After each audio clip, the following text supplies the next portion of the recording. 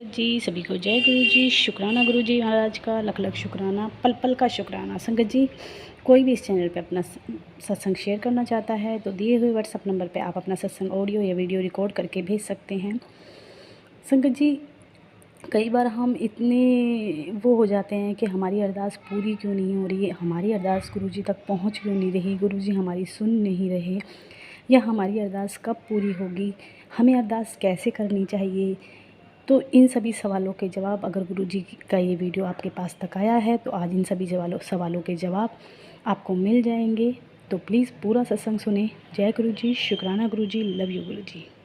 संगत जी, हम अरदास तो करते हैं और सभी हम लोग सभी ही संगत से ये चाहती है कि हमारी अरदास पूरी भी हो, लेकिन कमी कहाँ रह जाती है हमारी अरदास में, क्यों हमारी अरदास पूरी नहीं होती है, और होती है तो कैसे होती है। संगत जी, पूरा सत्संग सुनिएगा क्योंकि ये मेरे खुद के सत्संग हैं।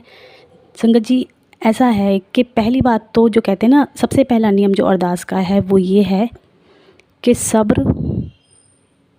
एक तो हमें अपनी ज़िंदगी में सब्र होना चाहिए कि हमारी अरदास टाइम के अकॉर्डिंग गुरुजी पूरी करेंगे ही करेंगे, और एक विश्वास कि जब भी करेंगे, जब भी हमारी अरदास पूरी होगी गुरुजी की रज़ा से, तो बहुत जो हम मांग रहे हैं उससे भी बढ़कर हमें मिलना है। संगत जी, जब भी आप अरदास करते हैं तो गुरुजी से एक ही बात बोलनी है, क्योंकि हम लोगों को अरदास करनी भी नहीं आती। हम सिर्फ अपनी चीज़ें बता के गुरुजी को छोड़ देते हैं कि गुरुजी हमें ये चाहिए, गुरुजी हमें वो चाहिए। तो उसमें गुरुजी को हमने बीच में कहाँ रखा, सिर्फ हमने अपनी डिमांड करी, अपनी चीज़ें मांगी। तो संगत जी, ये अरदास नहीं है। अरदास में विनम्रता होनी चाहिए। पहली बात तो विनम्र होके बिल्कुल अपने आप को सरेंडर करके कि बस एक आप हो जो हमारा कल्याण कर सकते हो और दूसरा कोई नहीं है। जब इस एक को, यानी एक रब को आप अपना सरेंडर करते हो तो गुरुजी को आना ही पड़ता है आप लोगों की और हम लोगों की मदद करने के लिए। तो पूर्ण रूप से सरेंडर करके गुरुजी से सिर्फ ऐसे अरदास करें कि जो तुझे भावे वो तू दे, जिसमें तेरी रजा हो वो हमें दो, हर पल हर घड़ी के लिए हमें संभालो, क्योंकि हमें नहीं पता कि आगे आने वाले समय में हमारे साथ क्या होना है। तो जो आपकी रज़ा है, जैसे आप हमें रखना चाहते हो वो हमें दो। मेरा कोई भी ऐसा काम है जो मैं कह रहा हूँ लेकिन आपको लगता है कि आपकी रज़ा नहीं है, तो उस काम में कोई ना कोई अड़चन लाओ जो मेरे काम के लिए आगे अच्छा नहीं है। चाहे आप कुछ भी करो गुरुजी, लेकिन उसको रोक देना, क्योंकि हमें नहीं पता आगे आने वाले समय में हमारे लिए क्या अच्छा है क्या नहीं है। तो पूर्ण सरेंडर करके गुरुजी से यही बोलो कि गुरुजी जो आपको भाता है, जो आपकी रज़ा है, हमें वो देना। क्योंकि संगत जी, आज के सत्संग में कई सारे सत्संग ऐसे जुड़े हुए हैं जो इन सभी सवालों का जवाब आपको मिल जाना है। एक बार एक अंकल जी का फ़ोन आया था। तो कई बार हम गलत चीज़ें मांगते हैं संगत जी, हम गलत चीज़ें ही मांगते हैं गुरुजी से। तो आप बताओ, वो हमारे रब हैं, हमारे प्यो हैं, वो हमें गलत चीज़ कैसे दे सकते हैं। तो मैंने पहले भी एक वीडियो डाली थी अरदास के ऊपर, तो उन्होंने मेरी वीडियो सुनी और उन अंकल जी का फ़ोन आया संगत जी। तो वो मेरे से कहते हैं कि आंटी, मेरी अरदास गुरुजी नहीं सुन रहे हैं। पहले मैंने गुरुजी से बहुत अरदास की हैं लेकिन वो सुनते थे गुरुजी, लेकिन अब की बार मैं अरदास करे जा रहा हूँ लेकिन गुरुजी मेरी सुनवाई नहीं कर रहे हैं। तो आप बताओ कि मैं कैसे अरदास करूँ। संगत जी, मैंने उनको अंकल को यही बोला था कि अंकल जी, गुरुजी की रज़ा सबसे पहले कि हमारे जीवन में गुरुजी की रज़ा, और हो सकता है कि आप कुछ गलत मांग रहे हो और गुरुजी की रज़ा उसमें नहीं है तो गुरुजी नहीं देंगे, या गुरुजी को आपको उससे अच्छा देना होगा तो भी गुरुजी आपको समय के अनुसार देंगे। तो संगत जी, जब मैंने वो बार बार एक ही बात रिपीट करे जा रहे थे कि मैं एक ही चीज़ बोले जा रही थी, शायद आप अंकल कुछ गलत मांग रहे हो। मुझे नहीं पता था कि वो वाकई ही कुछ गलत मांग रहे हैं। तो मैं एक ही चीज़, तो फिर जब लास्ट में उनको ये लगा कि ये तो आंटी सच सुनना चाहती हैं शायद, तो उन्होंने मेरे को खुद से बताया कि आंटी, मैंने पहले जो चीज़ें मांगी थी, जैसे जॉब मांगी थी, ये मांगा था तो मुझे मिला, लेकिन अब की बार मैं जो गुरुजी से मांग रहा हूँ, आप बुरा मत मानना, मैं आपको बता रहा हूँ।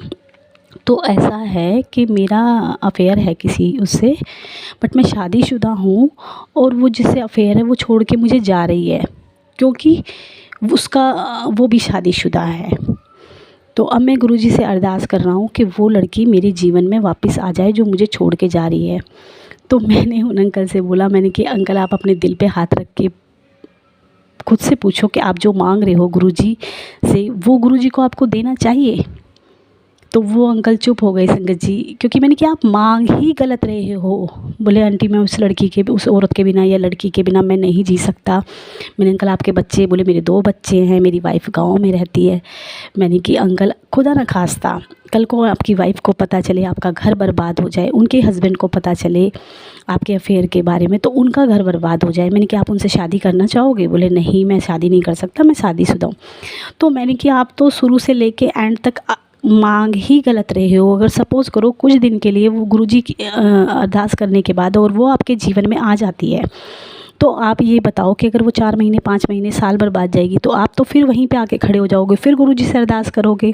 तो मैंने कि आप अरदास ही गलत कर रहे हो। आपको अरदास करनी है तो ये करो कि गुरुजी मैं फंसा पड़ा हूँ, मैं उसके बिना नहीं जी रहा हूँ और मैं गलत हूँ, आप मुझे इस जंजाल से निकालो, मुझे जीना सिखाओ उसके बिना, ठीक है ना। क्योंकि वो परमानेंट आपकी लाइफ में नहीं रहने वाली। अगर परमानेंट नहीं रहने वाली है तो आप 6 महीने 4 महीने बाद फिर उसी सिचुएशन में खड़े हो जाओगे।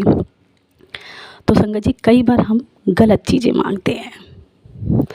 दूसरी चीज़ ये है कि संगत जी सरेंडर इतना, कहते हैं ना, इतना वैसा होना चाहिए कि कहते हैं ना गर्दन कट के भी आपको ये लगे ना कि हमारी गर्दन भी कटने वाली है, तो भी अपने गुरुजी से विश्वास नहीं हटना चाहिए। क्योंकि गुरुजी लास्ट टाइम पे कुछ ना कुछ ऐसा कर देते हैं कि हम देखते रह जाते हैं कि हमारे गुरुजी की प्लानिंग कैसी है। तो पूर्ण सरेंडर संगत जी, इस चीज़ के लिए भी मैं अपना एक सत्संग सुनाऊंगी आपको छोटा सा। अभी जो 13 तारीख की बात है कि मेरे बेटे को बिना कसूर के पुलिस वाले उठा के ले गए।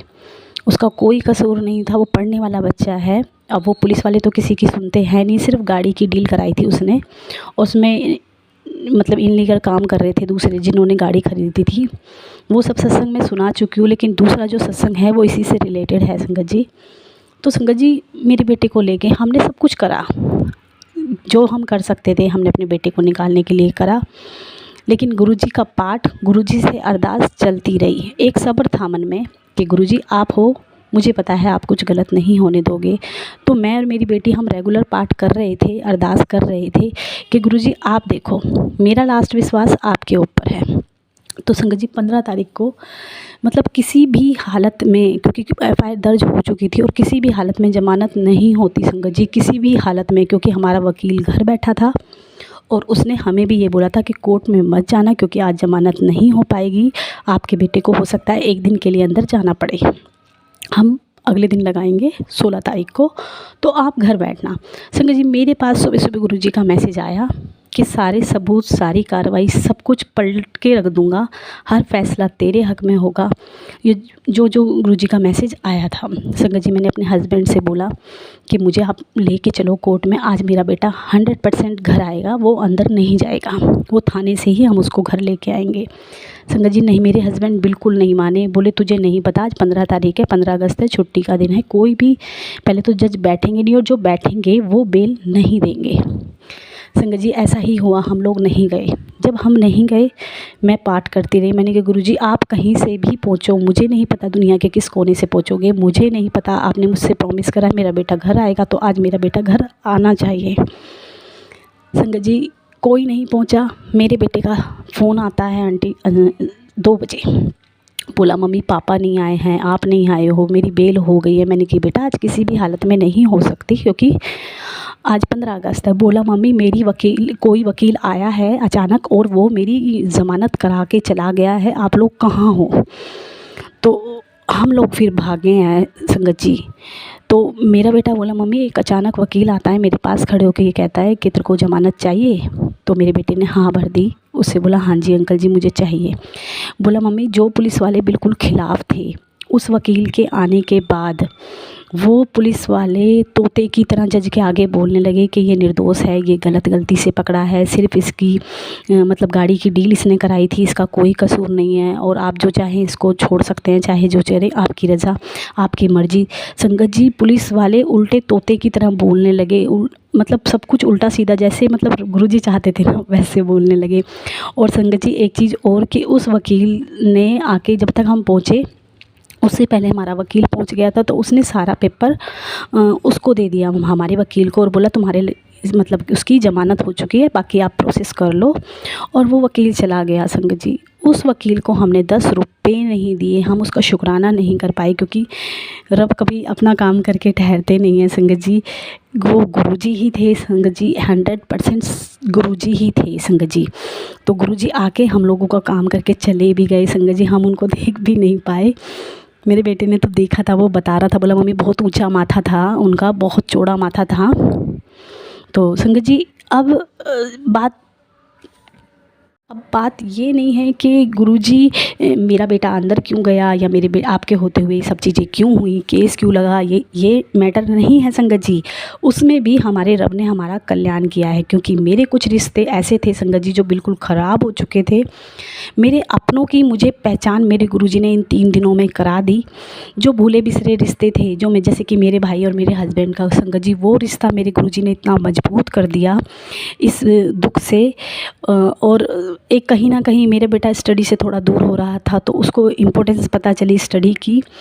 और संगत जी जो दिखावा करते थे लोग सिर्फ मेरी लाइफ में रहने का, ये कि हम भी हैं, ये है संगत जी, उन लोगों की असलियत मुझे दिखाई गुरुजी ने। तो मतलब ऐसा नहीं है दुख नहीं आएंगे संगत जी, दुख आएंगे और बहुत कुछ सिखा के जाएंगे। लेकिन कहते हैं ना संगत जी, गुरुजी हमारा चाहता है कि बारिश में पैर तो भीगेंगे, लेकिन गुरुजी हमारी छतरी बन के हमारा इतना प्रोटेक्ट करते हैं हमें कि हमारा सर और हमारा शरीर नहीं भीग पाएगा।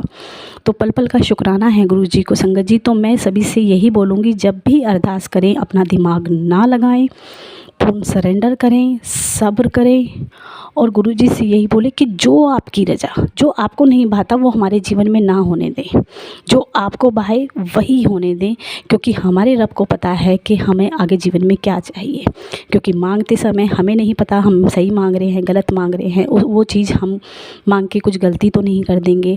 तो पूर्ण सरेंडर करें, सब्र करें, और रब का पल पल का शुक्राना करें संगत जी। ऐसा कुछ भी नहीं है ज़िंदगी में जो गुरुजी नहीं दे सकते, बस समय उनका है कि वो कब देंगे, तो उनके ऊपर हमें सरेंडर करना ही है संगत जी। अगर हम नहीं करते हैं तो हम बहुत बड़ी गलती करते हैं, क्योंकि हम कुछ गलत मांग के बैठ जाएंगे, गुरुजी दे भी देंगे। ऐसा नहीं है कि आप लगे रहोगे मांगते रहोगे तो गुरुजी दे भी देंगे, लेकिन उसमें रब की रज़ा नहीं होगी। उसके लिए आपको खुद से पछताना पड़ेगा, क्योंकि गुरुजी बहुत प्यारे हैं। वो गुरुजी खुद भी बोलते थे कि तुम मेरे से मांगते हो और कई बार मुझे देना भी पड़ता है, पर उस चीज़ के लिए फिर तुम खुद जिम्मेदार हो। तो रब की रज़ा में रहना सीखो, रब से वो मांगो जो रब चाहे। छोटा सा जीवन है, गुरुजी को सिमरते रहो, नाम जपते रहो।